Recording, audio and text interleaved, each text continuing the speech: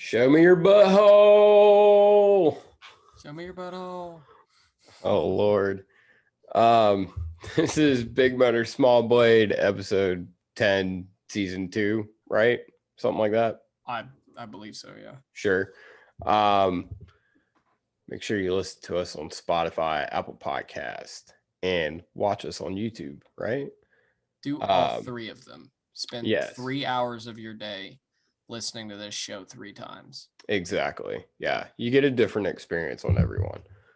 I don't know how different it is on Apple and Spotify, but it's definitely different on YouTube. Yeah, definitely different. A visual guide for the Sundress and Dumbass Award. Exactly.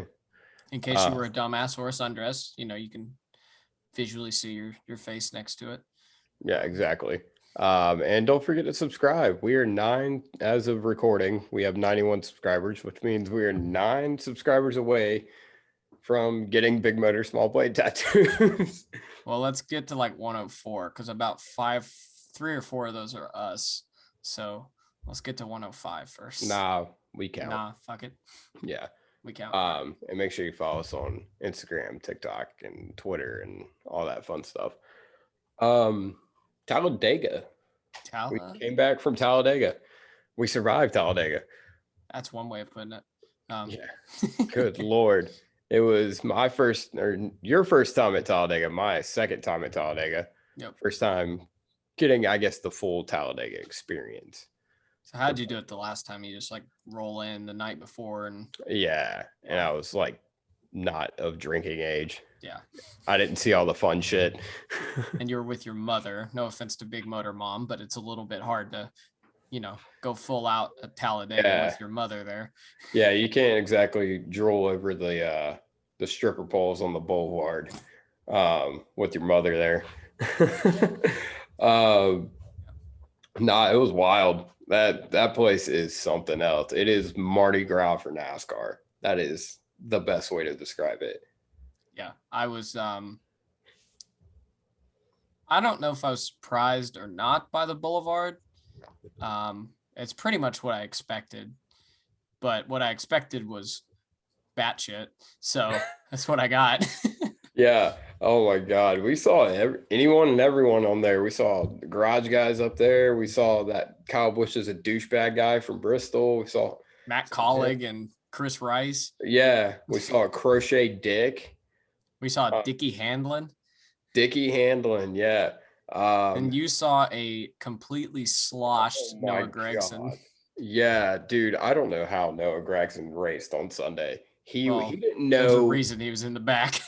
Yeah, he raced like he was hungover because he didn't even know. Like when I went to take a selfie with him, he didn't even know what my cell phone was. Like his exact words, I'm like, Noah, can I get a selfie? He's like, huh. And so he gets next to me. I hold up my phone. He's like, what's that? I'm like, a picture? Cell phone? He's like, huh. Like, what the fuck? And then how'd the whole Jeffrey Earnhardt thing go? You saw him too. Yeah. My least favorite driver, Jeffrey Earnhardt. Noah celebrated maybe a little bit too hard. No, Jeffrey was cool. He's Jeffrey, nice guy, good guy. No reason to really hate him. Other than that one thing. Unless you're someone. Damn it! I wish I hadn't left. Other than that one thing, yeah. If I hadn't, been completely sleep deprived, I'd have been there.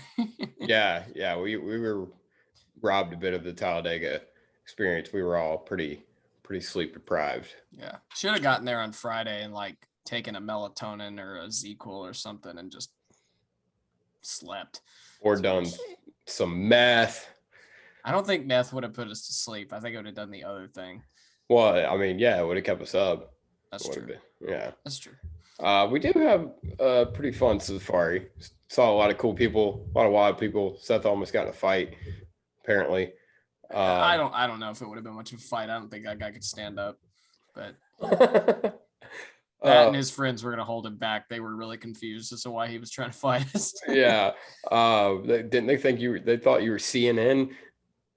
Yeah, apparently. I've never seen CNN dressed up in Dayglow. I don't quite understand that one. Yo, I just imagine a CNN reporter just rolling up like White House correspondent, Pit like vipers. they replaced that hot girl on CNN with Dayglow douchebag, and it's just a dude in a Kyle Larson tank top and Dayglow pit vipers. Just That would be something. I'd be down if CNN wants to do that one of these days. I'll I, ask the president or I guess whoever the lady is that runs the press conferences. Yeah. I'd ask her something just dumb. Yeah, they it's funny. We saw in preparation for Talladega, we watched the all gas, no brakes Talladega video. And what you did, I still don't think I've seen it, to be honest with you. Oh yeah, that was me, Kyle, and Joe watched it. And I showed Aster and Manny and them.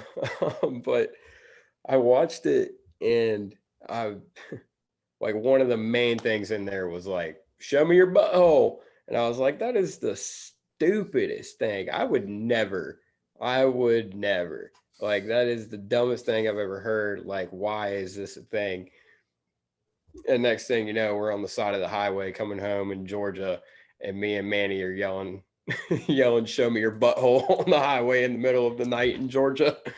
Yeah, we had an interesting ride home with our little tarp there.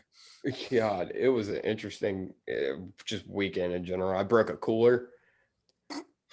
We bought this styrofoam cooler to have as an extra cooler, and we had it for like 14 minutes. Yeah, and then dumbass over here, I'm sundress, he's dumbass, decides to just sit on it. Like, we had an extra lawn chair too. It was a styrofoam cooler. Yeah, I don't know why I thought it could hold my weight. Thing just imploded. It was the funniest thing I've ever seen in my life. Spontaneously combusted. After I got over the fact that that was $6 down the drain, I just laughed. About to cry over $6. You broke my $6 cooler. Yeah. I don't know if anyone ever gets a chance to go to Talladega and experience the Boulevard, do it. It's quite the time. It is a vibe. It is a whole thing. Absolutely. Even Bob Pockrass has done it. If oh my Bob God, can do it, dude! You have to do it, dude. Bob, have you ever been on the Boulevard, or is this your first time on the Boulevard? Fuck no, it's not. Oh my God. I never thought I'd hear Bob. I still didn't, but I never thought I'd hear a bleeped out Bob swear. I can't wait to renew my ticket so I can go on Friday night next year and we can party with Bob Pockrass. He told the garage guys that, right? Yeah, it was Dale. He said that too. Yeah. Oh yeah, we were in there. We were in the garage guys episode. We walked right behind him and stood there for a few minutes. Yeah, and then they noticed. Chase kissed my hat. He kissed this hat right here. Yes, he did. Yeah. That hat right there. Yeah, and while we were in the garages, Seth asked Ross Chastain if he was a watermelon. And I don't think he denied it. No, he didn't deny it. He smiled. He's like, this man knows. This man. Here's the thing. You cracked the case, and that's why he won. It's like the opposite. It's like the opposite of the Dolbowski curse with Chase Elliott. So Ross is never going to lose again. Never going to lose at a race we're at, I would imagine. Well, all right. Everybody place your bets for Ross to win Darlington. There you go. Yeah, you've heard it here honestly, first. That's a good bet. Oh, yeah. At this point, it's a good bet putting Ross Chastain pretty much anywhere. Yeah, but I mean, he ran well at Darlington last year. But that he did. I forgot about that. Yeah. Another thing that happened in Talladega was a nice little press conference with Kyle Busch. Yeah. About his future with JGR. Basically what it was, they were asking him, are you getting antsy? He's like, nope. If it happens, it happens. If it don't, goodbye. Like, damn.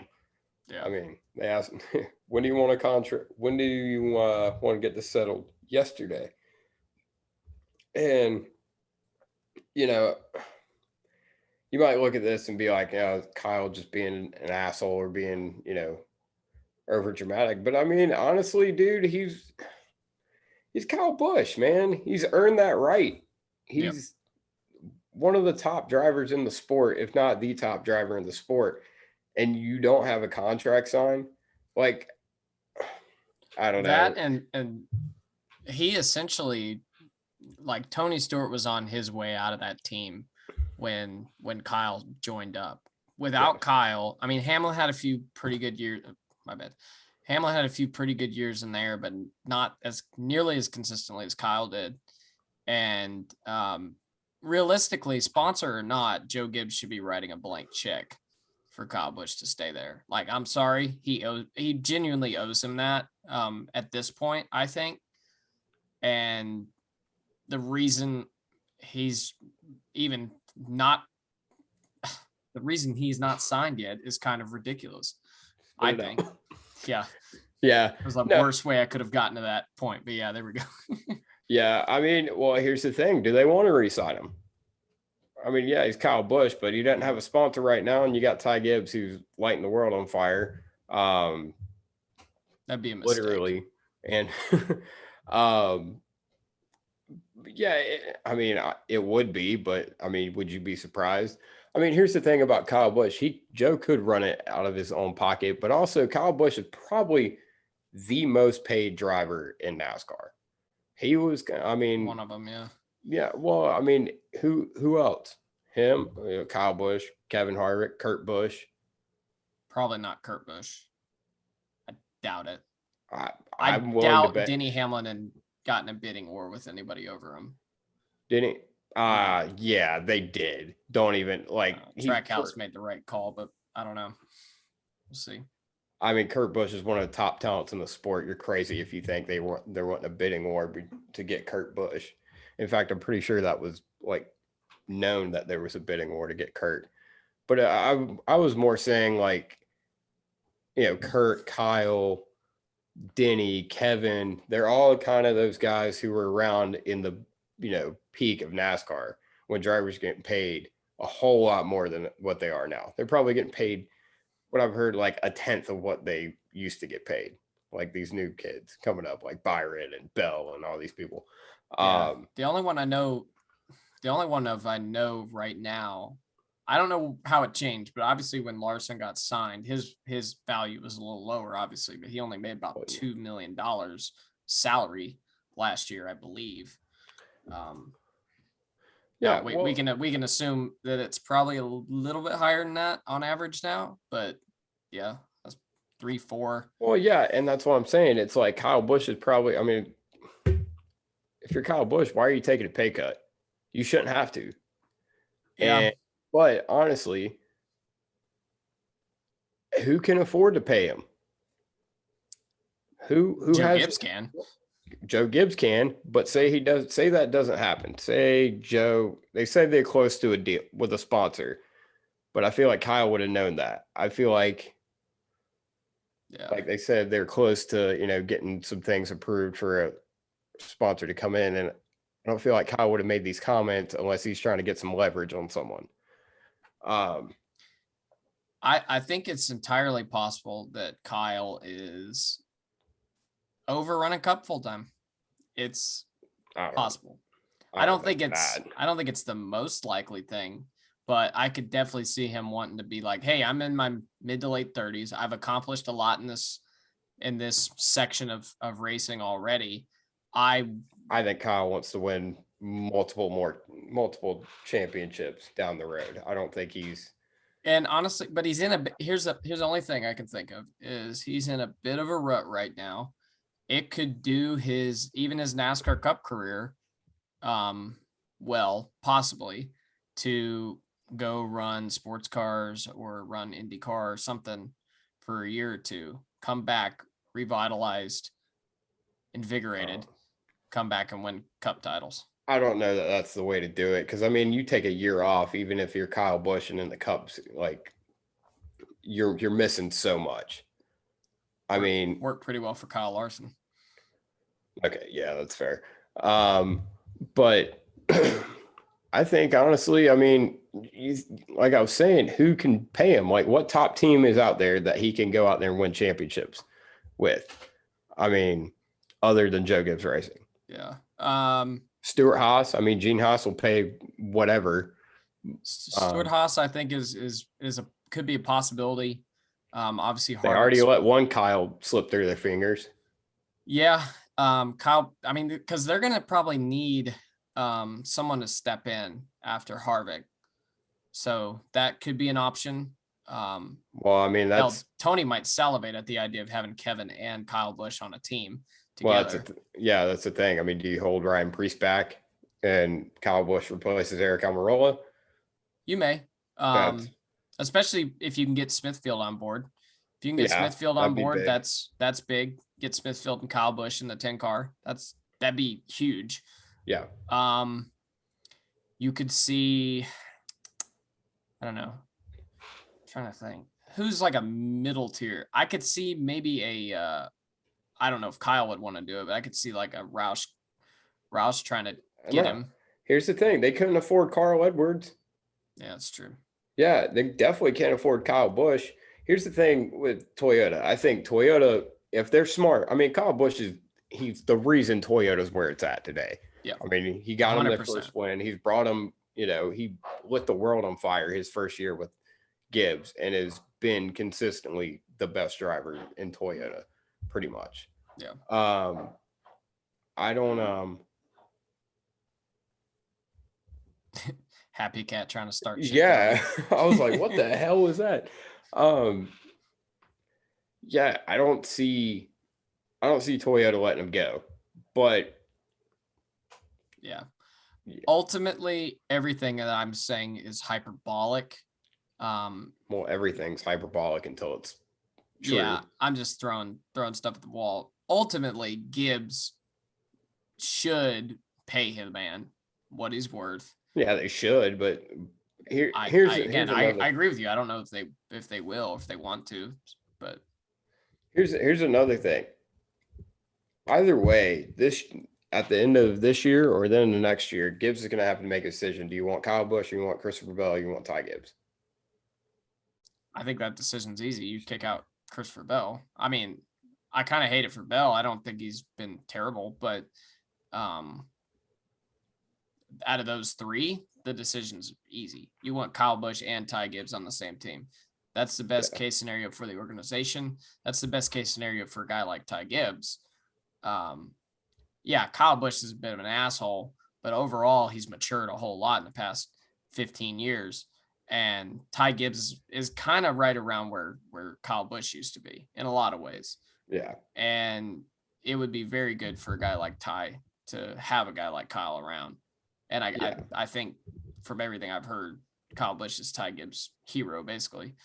But, well, you can tell because, I mean, Ty Gibbs is basically Kyle Busch 2.0, if you look at it. I mean, he's even driving the same fucking car Kyle was. Yeah, in Xfinity. Exact same car. Yeah, so I don't know. I think it'll be something to come, down the road a little bit. Ultimately, I think they'll probably work something out and Kyle will stay, but if not, he'll be the biggest free agent we've seen in probably a decade. Yeah, I mean, I think Kyle was blowing a lot of smoke just to do it, I think. And maybe also it's a Kyle Busch thing to do, yeah. It's a Kyle Busch thing to do. And also maybe him saying something like that does kind of, light a fire under Gibbs's ass. Like, hey, let's get this done now. Let's not piss off Kyle Busch. It's maybe a good idea. Yeah, well, looks like they already have.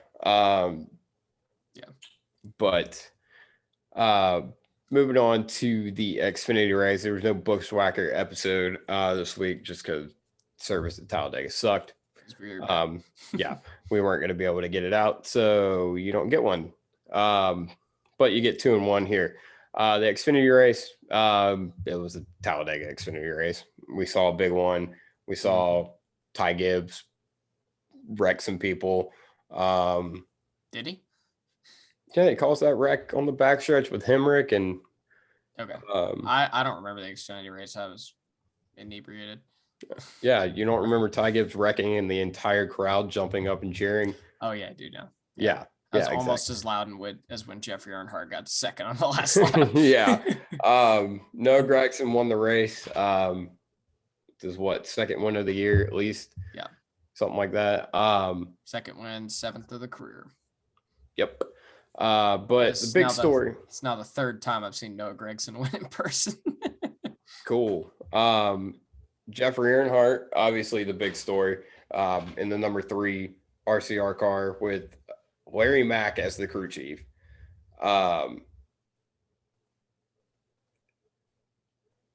What a better story. Like if he could have gotten the win. I mean, he started on pole, led a couple laps, then kind of ran mid-pack, and then all of a sudden, I don't even know where he came from, to be completely honest exactly. with He you. looked like Dale Earnhardt on the backstretch there. Came from nowhere and ended up second, had a run, but ultimately, I think he made the wrong decision there at the end of the race. I think he should have pushed Allmendinger past Gregson and Trying to get by Allmendinger. Yeah. Yeah, exactly. Which I said this last week coming into Talladega. I'll say this again later on in the podcast. Nobody wants to help anybody at the end of these races. And a lot of times that's the smart move, is to push someone past someone and let yourself duke it out between you and them. It's every man for himself. No one uses their head at the end of it. And I feel like that was a prime example of it. But still, second place finish, strong run for Jeffrey, his best finish of his Xfinity Series career. Obviously, it's Talladega. This doesn't really prove a whole lot, other than given a fast car, Jeffrey can, Yeah. I'd love to see, I guess I'd love to see this combination at, I don't know, a Darlington or something like that. Just to see, it's not just Jeffrey, it's where's Larry Mack at? And because they probably prepared this car mostly without really even consulting Larry Mack. Yeah. I mean, he didn't, yeah. He even said so himself. He's like, no, this was the engineers who got us this pole. Yeah. But I don't know. I'd love to see Larry Mack back, for at least a couple of races. Rumor has it he wants to go full time. And if Jeffrey's the driver, I mean, I could only imagine the type of sponsorship and publicity that would bring in. Jeffrey Earnhardt driving the number 3 car full time with Larry Mack as the crew chief. That'd be insane. They would not have a hard time selling that sponsorship. Absolutely not. No, not at all. And someone made a good point that Larry Mack wants a championship. He doesn't have a NASCAR championship of any kind. So that's a big sell. Whether he can get it with Jeffrey Earnhardt, we'll see. I wouldn't bet on it. Yeah. Yeah. Especially if it's like next year and Ty Gibbs is still in the Xfinity Series. Yeah. Good luck with that one. Yeah. But he will, if he does run any more races this year, he'll have to beat some bushwhackers. The Hendrick Motorsports and Junior Motorsports, Junior Motorsports announced today that Chase Elliott, William Byron, Kyle Larson are all going to be taking turns running the number 88. About said number 8, the number 88 HendrickCars.com car in 5 races. Elliott's going to run the spring Darlington race and coming up next weekend. Byron's going to run New Hampshire and Texas. Larson's going to run Watkins Glen and Darlington in the fall. This is interesting just because it's kind of out of left field. Yeah, I didn't have this on my bingo card, but it does kind of follow the pattern that we have with the truck, too, the Spire truck. Yeah, and it's like with the Spire truck, it almost seems like, it was like, I want to get laps. Yeah. Whereas this, it's like, it doesn't seem like people wanting to get laps. It almost seems like HendrickCars.com is like, I want the biggest drivers in the sport, our name on the side of the car. Yeah. Out there running in Xfinity. And more power to them, I guess. It makes sense. Because, Chase Elliott doesn't need track. Well, Chase Elliott might need track time at Darlington. He hasn't been too hot there. But William Byron doesn't need track time at New Hampshire and Texas. Yeah, no. Kyle Larson's the best road racer on the circuit. So, I mean, he's going to run Watkins Glen in the car, other than Coda a few weeks ago. And then, where else did he run? Darlington. I think Larson just wants a Darlington win, but I mean, it's cool. I mean, people think it's, HendrickCars.com. That's an interesting thing because it's, people think it's just Rick coming out of his own pocket, but it's really not. I mean, Hendrick Cars. This is kind of proof of that.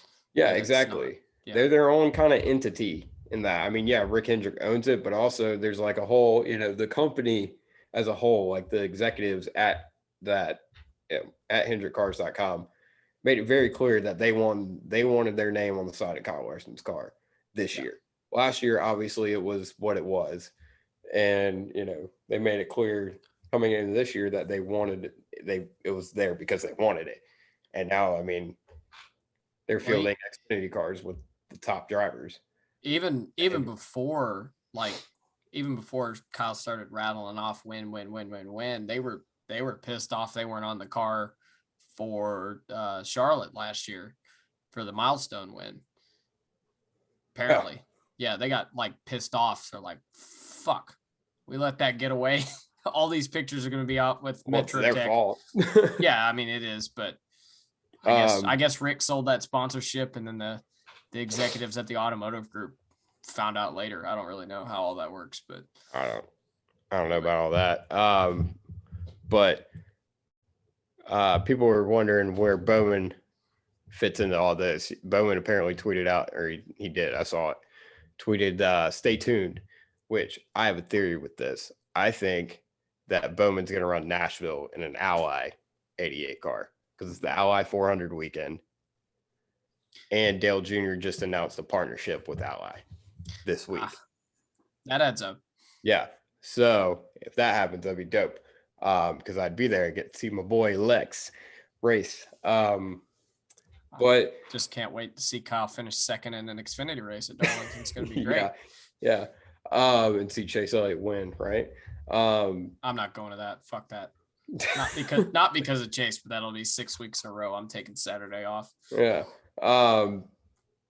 But a lot of people are like butthurt about this. They're like, a lot of people are like, oh, this is awesome. But then if you don't think this is awesome, you're like on the other end, like, oh, if this was Kyle Busch, I'll be flipping that shit. But here's the thing. It's like I'm fine with Kyle Busch running his 5 races that he ran. I mean, he's not in it anymore. But I'm fine with Kyle Busch running his 5 races and, that being that. I don't get what the big deal is with Cup drivers, running Xfinity. They can run 5 max. Yeah. And I think it's been proven that it helps the Xfinity drivers. Yeah. I mean, it's been pretty much 100% proven, I feel, because the crop of drivers, ever since we started trailing off how many races Cup drivers can run, they've been coming up less prepared. Yeah. Now, a lot of that has to do with them coming up earlier and earlier, but and I think it also has to do with like the cars not being as, comparable. Yeah. No, comparable. Well, like that's Xfinity cars to Cup cars. I feel like that because they used to be a lot similar. Yeah. They used to be basically the same thing other than like power, right? Yeah. And but I think we said this a couple of weeks ago when Ty Gibbs, was out there after Martinsville. We said, Ty Gibbs needs a guy like Kyle Busch to go up there and, show him how Cup guys race and show him that he can't pull that shit with them. And so, I mean, I think it's honestly a good thing. I mean, it's not, I'm glad we don't have a Kyle Busch or, a Kevin Harvick running 20 Xfinity races a year, winning all of them. Yeah. But I think I'd like to see more Cup guys running Xfinity. As long as they can only run 5 races, why the fuck not? Yeah, it doesn't. It's never been a thing that really bothered me that much. I mean, we really had a problem on our hands back in the day when it was like one Xfinity regular would win a year. I guess, but I mean, still, guys came out of that and ended up in the Cup Series and won championships. I mean, Brad Keselowski came up when that was the biggest, or one of the, or Not right really. before it got really bad. No, Brad was kind of after it was really bad. It was really bad in 06, 07. And you look at the rookie classes from that era, and it was not good. Brad is like Brad and Joey Logano are two of the only two guys that really came through in that era that really made anything out of themselves. I guess. Well, when was the last year that they were allowed to run however many races they wanted? Well, I think, with 06, 07, it was like you had like. Because Harvick won the title in 06, right? Yeah, Harvick won the title in 06. Edwards won in 07. Boyer won in 08. Kyle Busch won in 09. And you had, but the thing, it wasn't so much who, it was how many. There were so many guys. Like, I think in 06, there was like 8 Cup guys that ran both schedules. And 07, it kind of tapered off, and it tapered off all the way up until they implemented the rule where Cup guys can't get points. But and then by that point, it was just Carl and Kyle doing it, and Brad sometimes, and Harvick occasionally. And that's when we started seeing more of these guys come out of the Xfinity in the Cup again. Yeah. I don't know. I get that. I wouldn't necessarily have an issue with it being a little bit more than 5 races. Ultimately, I don't care either way. As long as they can a little bit, because it's good. It would definitely be good for a guy like Ty Gibbs to go and get his ass whooped. Yeah. Yeah. I genuinely, not because I have a problem with him. I mean, I kind of have a problem with him, but I don't despise him like everybody else does. I mean, definitely Uncle Sam stan, but Uncle Sam stan. But yeah, getting into the Cup race, it was a solid Super Speedway race. It wasn't this Gen, I'm about to say Gen 6, this next gen package, Super Speedway package. I think it's produced some good racing. A lot of people were bitching about it, but I felt it was pretty good. I think it's been solid. Maybe it's just visual. The only thing that kind of seems to bug me a little bit is as soon as you get in front, like you can visually see how much slower you like become. Maybe that's an optical illusion, and it's not really that way, but because I don't know. It does seem like you lose a lot in front. Like, obviously before you lost a little bit, but I don't know how many times I would see guys like get this big run down the back straightaway, get in the lead, and then just like stop, like pull back. It looked like.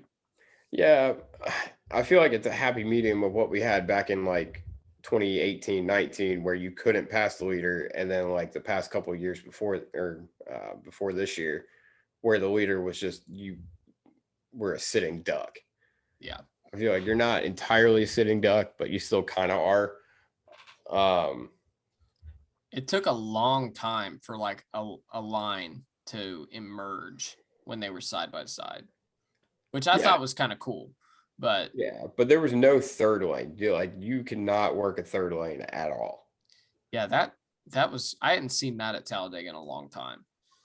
Yeah, I mean, we saw it at Daytona, and it kind of like, okay, it's Daytona, but yeah, it's weird for it to be like this at Talladega. It was it was almost like an Xfinity package from several years ago where it was 2 lines. Yeah. 2 by 2 by 2, and no one could really get ahead. And it's hard to pass that way. I mean, you really need that third line to be able to move forward and make passes, because if you're 2 by 2, you're kind of just stuck.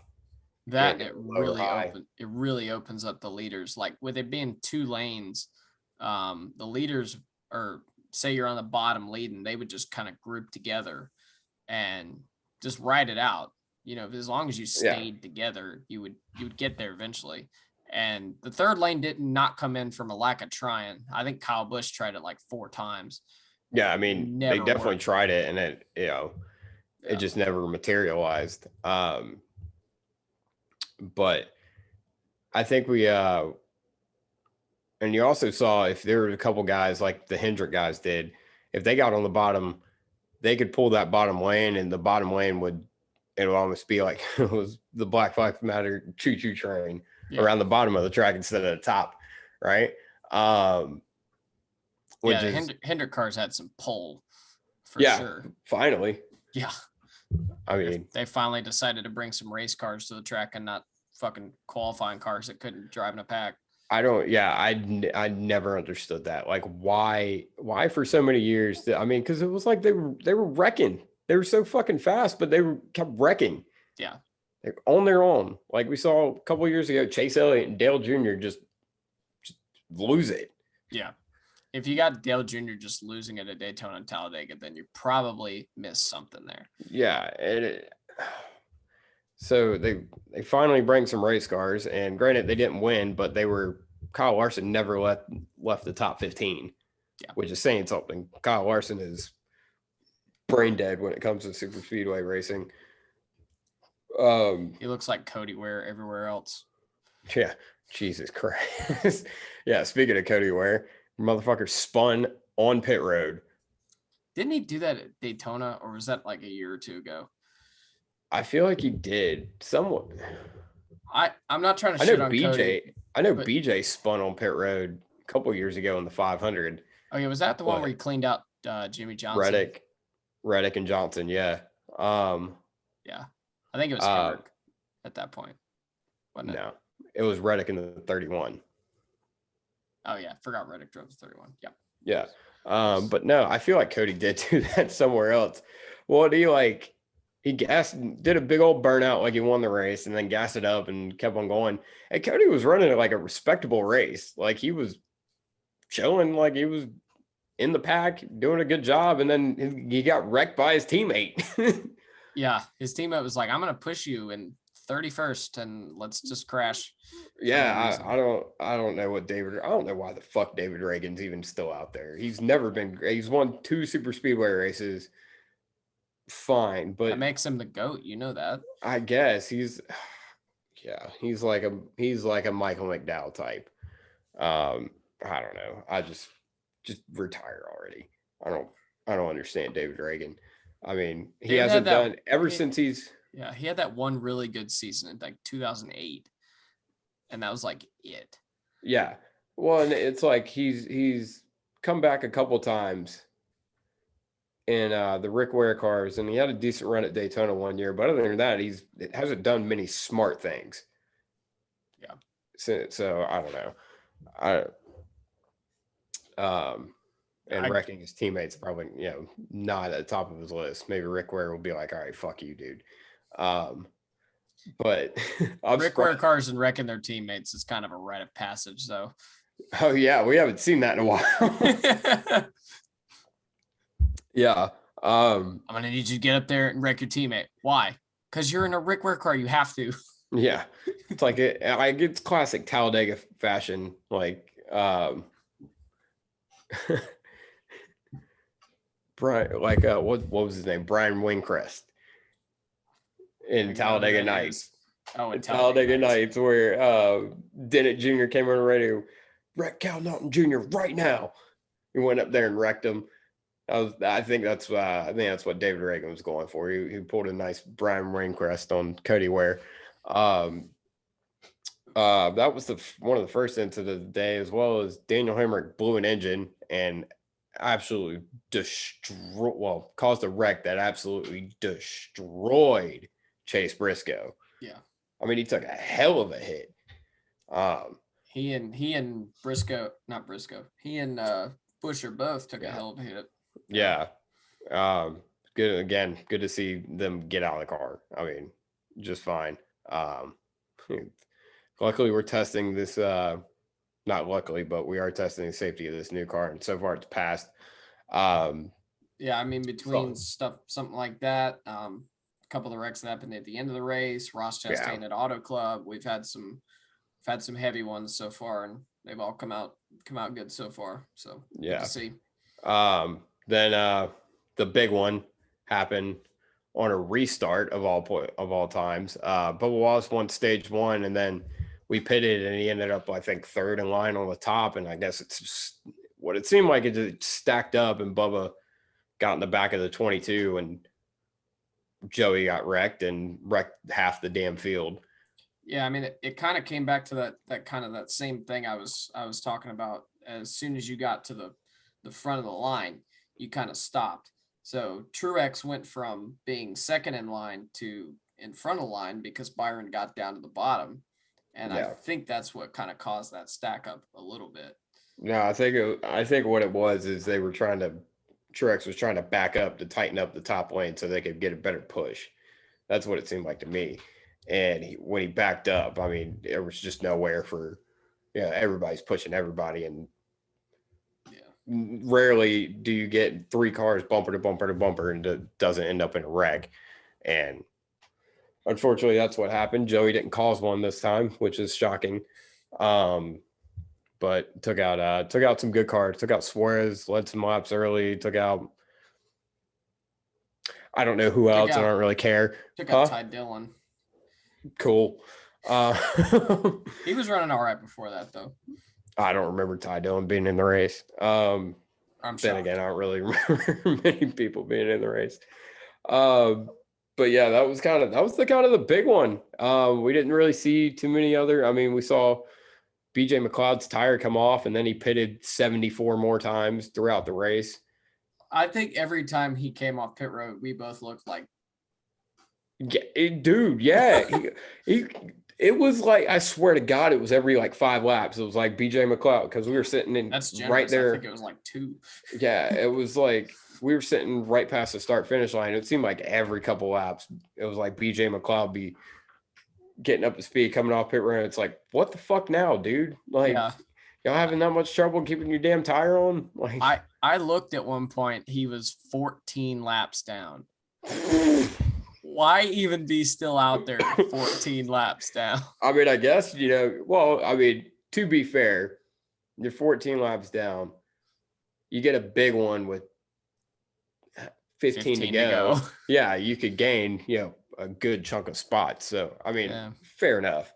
But yeah, and then we ran the last 63 laps green, the entire final stage green, which is the most laps we've gone green to end a super speedway race since 2004. 2002. No, 2004. It was at Talladega no, not Talladega. It was the 2004 Pepsi 400. I had heard it was the 02 race that went caution free. No. Maybe that was one too, but there was. Okay. I don't know. But, what was I going to say?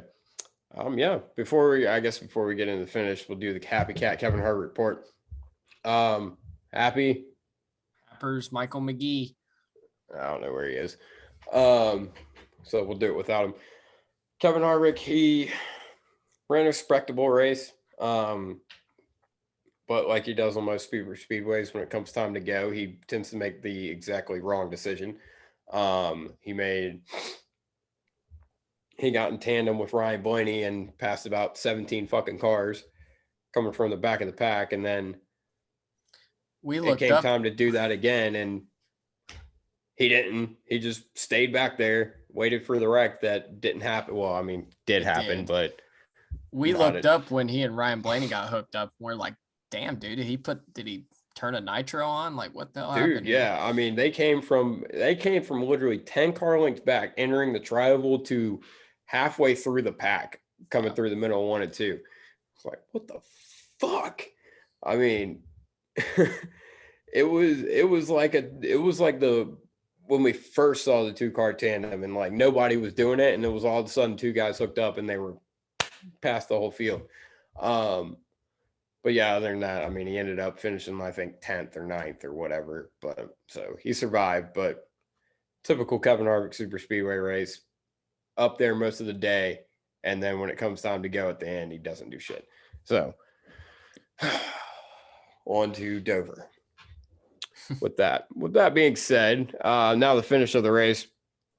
The one of the most wild finishes we've seen in a while. Which is saying something at Talladega. Eric Jones was leading, which was insane, but not quite as insane as Kyle Larson being the one in second. Yeah. Like, where did this come from? I mean, Kyle didn't even know, so I definitely don't know. yeah, I mean, because Kyle, like we said, Kyle Larson didn't leave the top 15 all day. I mean, really, he didn't leave the top 5 or 10 for most of it. I mean, yeah, they got behind a little bit on after one of the stages, pit strategy or something. That was about the only. Even then, I think he may have only been like 10th or 11th at that point. Yeah. I mean, and he was sitting there running second. It looked like he was in the catbird seat to win it. Because, I mean, honestly, with the way things were setting up, they were single file for like the last 5 or 6 laps. And then, one car pulls out of line. They kind of got jumbled up. And then Chase Elliott pulled up behind William Byron. And like I said, we're going to talk about this again. Chase Elliott does everything he can in his, everything in his power to either pass or wreck William Byron in turn 1. Yeah. I mean, just complete bonehead. Like, what are you doing, dude? It's like 4 to go. 3, maybe it was 3 to go. Yeah. Why don't you push William Byron? We've seen the 2-car tandem work. You just got your fucking doors blown off by Ryan Blaney and Kevin Harvick a few laps before by doing it. Why don't you hook up with Byron, do the tandem? You were close enough to the front where you probably could have cleared him. Yeah. And instead he tries to swing 3 wide all the way up against the wall, kicking up dust. And guess what? Neither one of them were factors with 2 of the fastest cars in the field. I don't understand. And this isn't even just Chase Elliott. I don't understand. Like I said, I don't understand why it's like, I get it. It's every man for himself. You're trying to win, but it's a plate track. You have to have help. You know what you have to do to win. And these guys just throw their heads out the window. And that's why we see what we see, right? They were never a factor. But 2 guys who did hook up, Martin Truex and Kurt Busch, going down the backstretch, they hook up. Kurt makes a run to the outside, and coming through 3 and 4, it's Jones, Larson, and then Busch is on the outside of Chastain. Hey, Happy, there you are. You missed the report. We'll fill him in later. Yeah, exactly. And coming off turn 4, coming to the flag, all hell breaks loose. As expected. Yeah, Jones got way too far out in front. Yeah, I thought that's what Larson was hoping would happen, is he'd get out in front, he could get a big run, and then I guess we'll get to it. I'm still flabbergasted by what Kyle was trying to do there. Yeah, I mean, go ahead. I guess my man's was like, you know what? Good luck, everybody else. I'm going to the outside. Why did you say that? I Seth don't the care. sensitivity training. Jesus Christ. Hey, ironically, that clip originally aired on the same network that aired the race. So, I don't really care. It's not my fault. I didn't write the bit. Blame Seth MacFarlane. Yeah. Anyway, yeah, I mean, Larson, he comes up to he's behind Jones, and Jones goes up to make a block on probably Kurt Busch, and Larson drives it to the outside, cleans Kurt Busch the fuck out. I mean, he got bumped by Chastain a little bit, and you could argue that pushed him up, but I mean, you clearly see him get bumped, save it, and then drive into Kurt Busch. But here's the thing: it's a super speed. It's coming to the finish of a super speedway race. We see this all the time. I feel like people are giving Larson too much shit for this. I don't think he would be getting any shit if it wasn't like the 3rd time this year. Yeah, he'd done it. third or fourth. Yeah. What's the other one? I mean, Haley. Well, the Haley. Oh yeah, Daytona, I guess. Daytona. Yeah, Yeah, that that's was different. yeah. Well, still, yeah. I mean, well, I mean, he said it after the race. It's inexperienced. Larson's never Yeah. been up there. He don't know what the fuck to do. Yeah, I mean, It's ultimately, he had a shot to win, and it came down to him needing to make a good decision at the end of a Talladega race, and he had no idea what to do. no. I mean, it's weird saying he's the defending champion, but good lord, he has literally. You look back, he has never been in this position at a super speedway race. The only time he's ever been at the front is in the 517 when he ran out of gas. Yeah. He didn't get a chance to do something dumb there, but he absolutely would have. Yeah, I mean, he was going for the win. Everybody was going for it there. Ironically, Ross just let everything happen, and Yeah, I mean, in hindsight, Larson should have stayed on the bottom. I mean, because Jones would have had to come up and block Kurt Busch anyway. Kurt Busch probably would have been Kyle Larson in that situation where Jones runs him all the way to the wall, and Larson's the one, you know. And I'd love to hear and I'm not trying to jump on Tyler Mon. I haven't heard the radio communication really from this. Actually, not at all. I thought you said you had. No, I had heard someone mention that Mon said go up, go up, go up. I'm I have sure not he found did. this. Yeah, I haven't. Again, I can't confirm it, so I'm not going to say it like it did happen. But assuming Mon did say that, which sounds like something Tyler Mon would say because he's Well, I mean, it's a good. super speedway race. Everything's happening so fucking fast. I mean, Kurt had a huge run coming off 4. Yeah, that's what a spotter's paid to do. If you can't spot at Daytona or Talladega, you're not really a good spotter. I can't do it, so that's why I don't get paid to spot. But yeah, I mean, he should have been able to say like, "Hey, Kurt's coming. You're not going to be able to block that, probably." Not in those many words. You can't tell them that. It's the end of the race. You can't be like, oh, you're not going to be able to block that. You got to do what you got to do. I don't think one, it didn't look like it hit him hard enough to do what it did. Like he hit him at just the right angle to shoot Kurt into the wall. Like I feel like but either way, I mean, like you're saying, Kurt had a big enough run. It was just the perfect storm because when Kurt and Martin pulled out, they totally disassembled the bottom line. And that allowed that Larson backed off of, or Dylan was behind Truex. He's getting this big suck up to Chastain. Chastain's falling off the back bumper of Larson. Larson's falling off the back bumper of Jones. And so Jones gets too far out in front. Dylan gets this big run, pushes Chastain to Larson. And then Larson's got a big run. And you have a big run. You have to do something with it. Yeah. I mean, did he make a stupid move? Yeah. Show me anybody else that probably would have made the same exact move. Should he have stayed at the bottom? Yeah. Probably would have won the race that way. Or Chastain probably would have. Chastain probably had a big enough run. He could have made it happen anyway. Yeah. But either way, the seas parted. Kurt Busch wrecking. Bubba Wallace got wrecked. And no, he didn't block Byron and wreck Byron. Alex Bowman turned Byron. So, yeah, you Bubba haters can go back and look at the replay and open your fucking eyes. And the seas parted and Ross Chastain won. Yep. And it is insane how you look up at the end of almost every race this year and Ross Chastain's right there. Yeah. No, I mean, dude, he is a championship contender.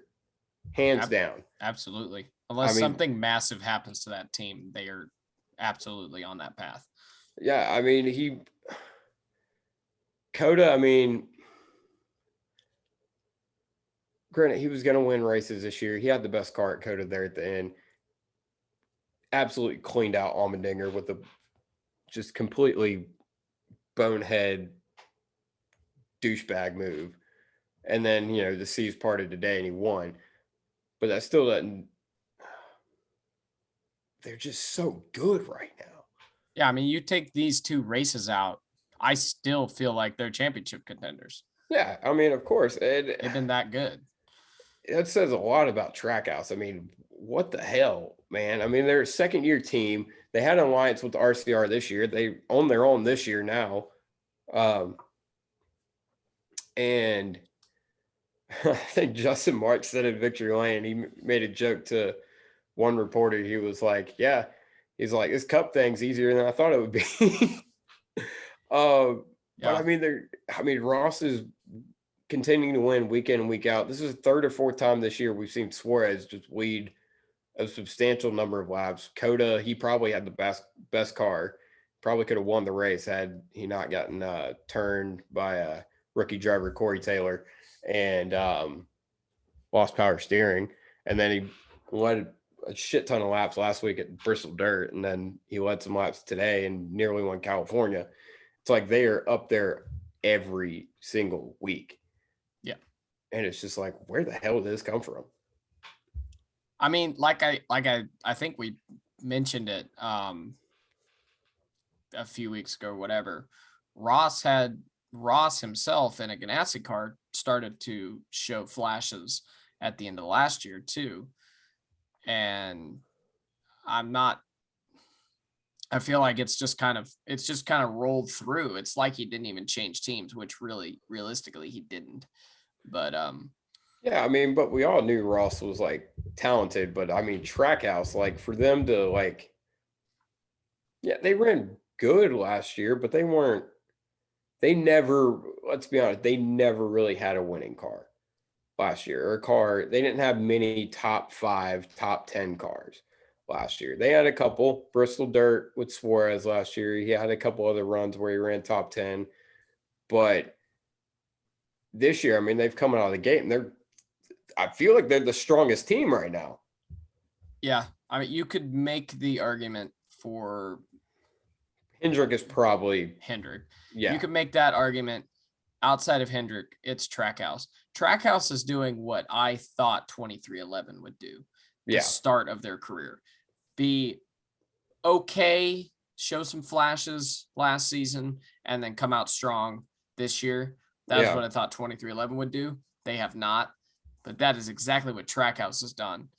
And it's all going to plan, because I feel like that was part of the plan last year. It's a lot of it's a throwaway year, like Justin Mark said. It's about the process. It's less about the finishes. And this year they're getting the finishes. Sooner or later, one of their cars. Yeah, sooner or later it's going to translate to both of them. I feel fully. I hope so, man. I mean, you gotta be sitting back there if you're Daniel Suarez, and you got to be thinking, what the fuck do I got to do? Because I mean, they're not there. They're not at the one level. They're good, but they've had a lot of bad luck this year. I mean, like today they got taken out. 500 they got taken out. Yeah. Coda, I mean, just Coda was bad strategy. Yeah. At least until the power steering issue, but yeah, but they've also had some races where they just haven't been there, and we haven't really seen as many of those with Chastain. So I mean, if you're Suarez, you know, Chastain's top of the playoff grid or second on the playoff grid behind Byron. Suarez is 19th. Yeah. I mean, they gotta figure something out on that 99 car. But Ross is the boss, as Mike Joy said. And now Ross has got 2 wins, so they can really focus on the 99 team now for sure. Yeah. Yeah. Hopefully they can make that translate over. But going into Dover, that's a good track for Suarez. Yeah. I mean, he's won an Xfinity race there. I think he finished 6th or something last year, track out. So hopefully that'll translate. I'm sure Ross will win. Probably. Yeah, honestly. By like 4 laps. Jesus Christ, yeah. But yeah, and he won with the same car. This is mind-boggling to me, even though I know this is exactly what the next gen car was designed for. He won with the same car he won with that Coda. Yeah. Like, that is nuts. That's awesome, but it's nuts. That is a testament to what they've done with this car. Yeah. It's awesome. Honestly, it's awesome. Yeah. Yeah. I think so. One of us in our group was like, "Damn, he's really eating watermelon straight off the racetrack." I'm like, "Motherfucker, we licked the racetrack the Saturday We night. did literally lick the We racetrack. licked the racetrack." That's Oh probably man. the safest thing to lick on at Talladega after dark, to be completely honest with Oh you. my God, yeah. Shout out to Ryan and Aster and Manny. Wouldn't have gone to Talladega with any other people. That was a good time. The good homies, man. They were good homies. That was awesome. Hang on. Speaking of something awesome, the 43 team ran the same left side tires for the entire race. What the fuck? Yes. And That was is so in the lead coming into the tri-oval. that's That's wild. incredible. That is incredible. It's so weird how Talladega has just, I mean, Daytona, they even talk about has aged. And it was paved 5 years after Talladega was. It's insane how good Talladega's pavements held up. I mean, there's It no must tire be wear. it must be a Florida humidity thing, I I think, guess. yeah, that's exactly what it is. Yeah. I mean, And it that was kind of sand, humid Talladega too, but yeah, but you nothing like get that Daytona. sand in there. You get the, yeah. I mean, it's not quite as bad. Yeah, Daytona's definitely like you got the ocean there and you got the humidity. Yeah, Yeah. that's exactly what it is. Um, but Still, to run I don't. 500 miles on one set One of set left of side tire. tires is incredible. Yeah, and anywhere else it'd be like, damn, that sucks. We want to see tire wear, but at Talladega, that's fine. We don't necessarily need to see tire wear at Talladega. Um, it'll be interesting to see. It'll be interesting to see what this package does at Daytona in August, because it'll be Daytona. It'll be hot and slick. Granted, it was hot and slick today, or not today, a couple days ago when we ran the race. Yeah. But it'll be interesting to see like what it does. I feel like handling is going to come into play a lot more. But it also seems like these cars are a lot more stable. In a pack, they seem a whole lot more stable. They did not they didn't snake down like the back straightaway as much as they used to. Yeah, and guys were they were hammering each other. I saw a couple big bump drafts, and they wouldn't budge. Well, like Kurt got that thing completely sideways with a couple to go and just gathered it right back up. Oh yeah, moved on. Yeah, which it's also Kurt Busch. Kurt Busch is one of the best drivers in the field. But yeah, still last year you weren't saving that thing. Kurt or no Kurt, you're not saving that thing. No. Shit, what was I gonna say? I think that's it. Yes, pretty much it. Yeah. It was a fun weekend. It was a great weekend. It was an awesome weekend. Definitely gonna go back next year, playing things a little bit more. Shout out to Monty. You won't see this podcast because you don't know we were on a podcast, but appreciate the RV. Great time. Appreciate everybody we talked to on the safari. Great people down in Talladega. That'll be out in a couple days. Yeah. Not gonna be on the end of this video. I'm still working on that. No, the safari it's on the video this week. But yeah, thank you to everybody that we talked to this weekend. Y'all made Talladega what it was. And but yeah, with that being said, who's your dumbass? My dumbass? Yeah. I want to go. Yeah, I'm gonna do it. Kyle Larson. I guess I'm more down about this than you are, I guess, which is, I don't know how. Maybe part of it's just because I'm slightly disappointed he didn't win the race. But I got a couple that might change your mind. Okay. One, Michael McDowell wrecked Corey Taylor for no reason. Went below the O-line just to wreck Corey LaJoy. Like on the last lap. Absolutely bonehead. Oh, you mean when he was getting lapped? No, this was on the last lap. I thought Michael McDowell was getting. Oh no, who was getting? Never mind. I thought Michael McDowell. McDowell did get lapped and did something stupid too. Yeah, that was a different thing I was thinking. Which is the third time this year McDowell's been getting lapped and just been in the way as much as he possibly could because he owns the fucking racetrack because he wrecked his way into a Daytona 500 win. Fuck Michael McDowell. But yeah, he just cleaned out Corey LaJoy on the last lap. As Big Ron would say, he's the best. Yeah, in his eyes, yeah. And then also I have a good one. We didn't see this. I went back and watched. Ty Gibbs gets a push from Ryan Sieg. He gets squirrely and then turns Daniel Hemrick on the backstretch. But I think the reason he turned Daniel Hemrick is because he didn't have the car gathered up because he had one hand on the steering wheel and one hand flipping off Ryan Sieg down the back straightaway. He did. You fucking idiot. You fucking idiot. Like, he wrecked Daniel Hemrick because he was too busy flipping off Ryan Sieg. Ty Gibbs, you are a certified dumbass. Congratulations. I can't argue with that. Yeah, no, I knew that would take the cake. Fuck Ty Gibbs. I got to go back and watch this. I hadn't even noticed. Ty Gibbs is, dude. He was doing so good last year. Ty Gibbs was so good last year, and this year he's just thrown his head completely out the fucking window. Do you know what I want to say? He's won races, but he's just been when he's not winning, he's just mind-bogglingly stupid. Yeah. Do you know what I want? I'm not gonna say it, but do you know what I want to say about Ty Gibbs flipping off a competitor for no reason? What? Think about it. Yeah. Not gonna actually say it, but yeah, I know what you mean. Figure it out. Sundress Award. Honorable mention to our Carolina Hurricanes that won the Metropolitan Division tonight. But for the race, I'm gonna go with Eric Jones's left side tires. Solid pick. I think Jeffrey Earnhardt sundress.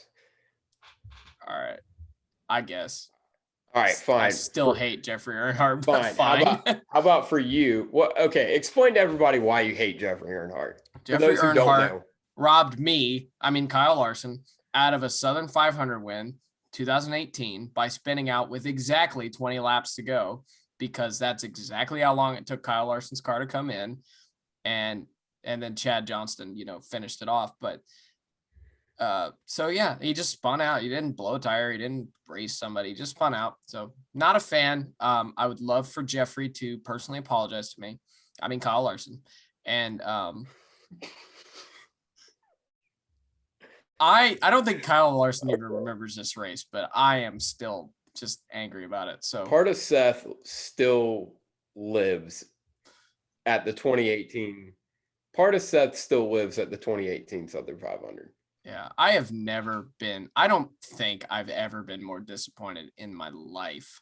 I thought, dude, so Seth always gives me shit because Harvick will be there at the end of a super speedway race and then he won't win and I'll be disappointed. And Seth's like, why? It's a super speedway race. You're stupid. And then no shit. 15 laps to go. Larson's leading. He's leading all these laps and he's up there. And Seth's like, I am going to turn into you here in about 5 I said, I am turning into you. Yeah, because you were sitting there, you're going to be like, which, to your credit, you didn't. You took it like a champ. You took that L like a champ. I mean, I did just try and give him the dumbass word, so I don't know how much of a champ like I took. Yeah, I guess. Yeah. But all right, how about this sundress? We'll give Larry Mack the sundress award. All right, I'm all for that one. I'm for that. Larry Mack. All right, Ty Gibbs gets our dumbass award. Larry Mack gets our sundress award. Bitch and scale. Where are you going to put this on the bitch and scale? On a scale from the top being butthole, and then the bottom being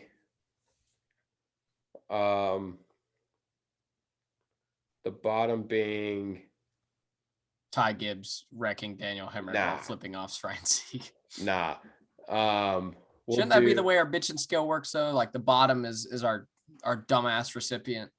I feel like that should be how that works. That is a good, yeah, but that's not as fun. Yeah, that's true. And we're just reiterating. All right, so the top is butthole. The bottom is where my ass was after I sat on that cooler. just on a pile of ice, Mountain Dew, and beer.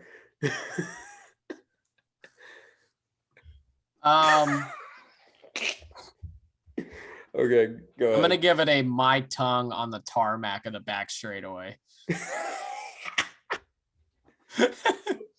I can taste it right now. I can taste it right. Yeah, it's near the top. No. I can taste it right now. It was a good taste in tarmac. I ain't gonna lie to you. I'm gonna put it. I'll have to fucking tongue imprint though too. Implant. Yeah, I implanted my tongue. I'm gonna top. I'm gonna. Where am I gonna put it? Okay, I'll put it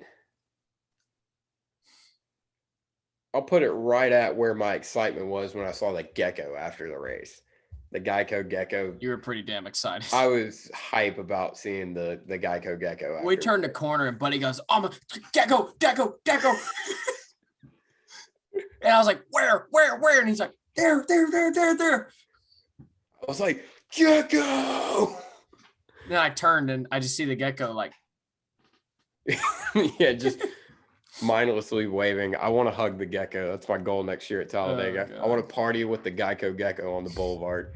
Yo, dude, that'd be hilarious. When you, Aster, and Ryan left to go back to the camper, me and Manny stayed on the RV. Not 5 minutes after y'all left, we see this dude drop pants and show butthole.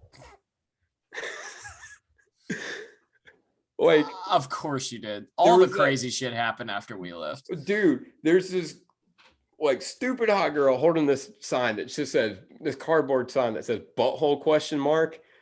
And this dude, straight faced as fuck, just drops his pants. Just wearing a Chase Elliott UniFirst hat. Not a fuck in the world to give. He gets up and Manny's just slow clapping at him. And I like gave him a fist bump. I'm like, respect, bro. And he just goes, yeah. He's like, I knew my job.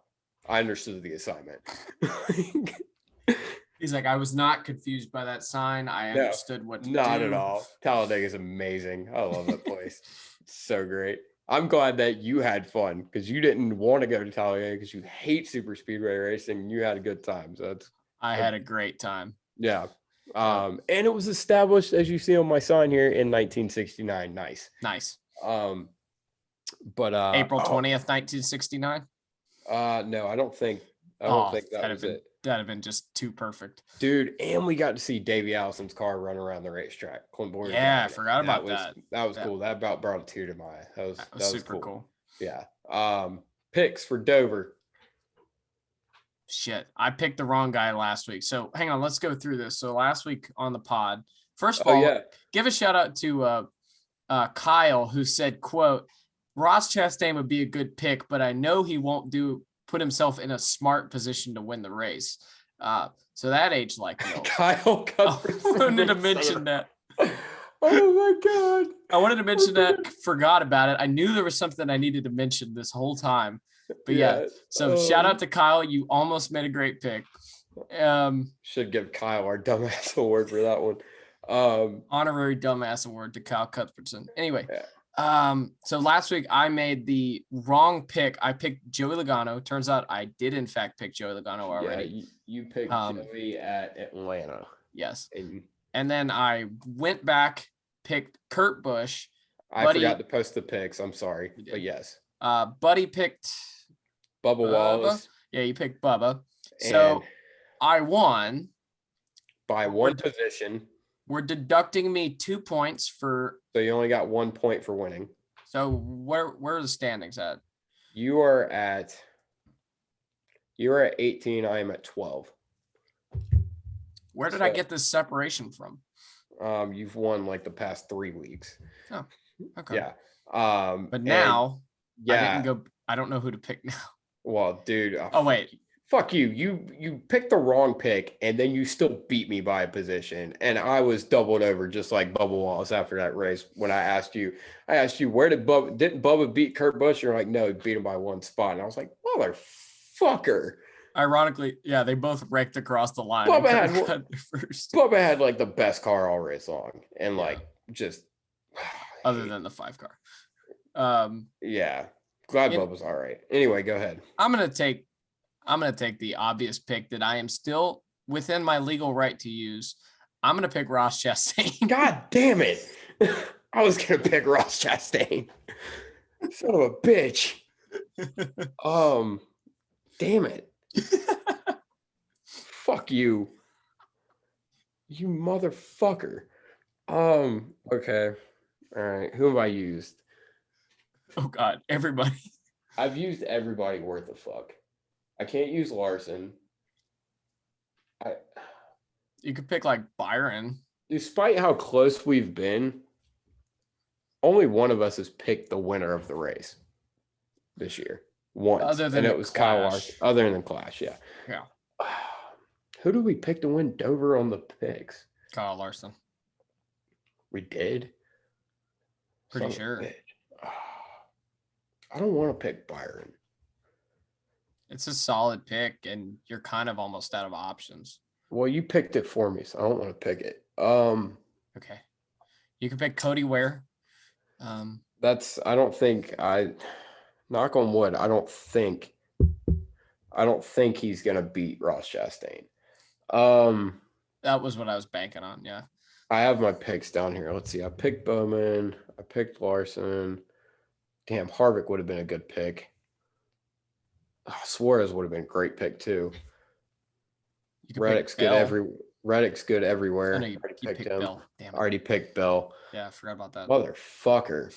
I already picked Chase Elliott. Pick Briscoe. Denny Hamlin. I swear you picked Hamlin already. I haven't picked Hamlin yet. I picked him for a duel or something. Wait, hold on. Yeah, you picked Denny. I picked Denny. Okay, yeah, you picked Denny. All right, cool. Denny Hamlin. I'm gonna regret that. Oh yeah, Ross is gonna win by 3 laps, so probably, yeah. Now I've picked him, so he's probably not, but yeah. Going to the Monster Mile. Dover Motor Speedway. What? Oh yeah. Yeah. I was like, what the fuck? Yeah, that's so weird. It's wrong. It's just wrong. Yeah, it is weird. Miles, I don't like your new name. I'm looking at my 2 Miles to Monster. There's one behind trophies. you too. There's not. To your left. Well, you weren't looking at that one. To your left. Your left. Oh, I do have 3. I didn't know I had 3. 2 over here and then 1 back there. I know you were like looking here. I'm like, no, that's not the one you were looking at. What are you talking about? Unless you got a lazy eye. Yeah. Well, I need to get another one from Bowman, and then hopefully I'll get another one this weekend. Hopefully I can shave the beard legally. Legally. Yeah. But yeah, Dover. We're also going to the Bristol World of Outlaws. That'll be fun. Yep. God knows we needed to do something this week. We would have not known what to do with ourselves. Oh my God, yeah. At the racetrack. I don't know what we're gonna do in 2 weeks when we go to Darlington, and then after that we have a week off. Fucking sleep. Shit, pussy. Oh yeah, Mr. slept both ways in the car. Look. Or both days on the way back. You pulled up. I didn't sleep on the way back from Ryan's. No, you did pull. I was wide fucking open. That yeah. I mean, I would have slept. Little Boo Bear, little baby Boo Bear rubbing his eyes. We'll go sleep. Go nappy time. Dude, I went to bed last night at like. Dude, these 4 12:30.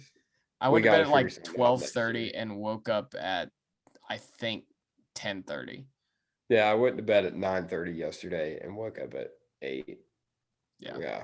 We gotta figure something out for next year. It's gonna kill us. It's called Zequel. Sequel, yeah. Yeah. That shit. The problem with that shit is it's very difficult to get up. I did it on a weekend one time and I woke up at like 3:00 in the afternoon. I had an edible on the way to Dega. I don't know if I should have said that, but yeah. And that allegedly that knocked me out. Allegedly I did. And that knocked me out pretty good. Except that you woke up very quickly every time the truck slowed down. So I don't know if it knocked you out very good or not. That's You're true. like, dude, you're like my dad when the truck starts to slow down. You like get up, you're like, what? I'm like, we're just getting gas. It's fine. You're like, oh, okay. Yeah, I was anyway, that's been the show. Don't forget to comment, like, and subscribe. Shout out to all of our subscribers. You guys are awesome. Shout out always all the friends that we've made over the past 4 weeks. Everybody at Left Turn Cult, everybody at Bristol, everybody at Richmond, Trevor and Fred letting us stay over there from Bristol. The garage guys come on a couple times during this. All the mics. I feel like we didn't actually find that many mics after Richmond. Well, did we find one at we found one at Martinsville, and we found one at, don't lie, we found a mic everywhere. But yeah, Anyway, that's it. that On to was the show. on the Outlaws race in Dover.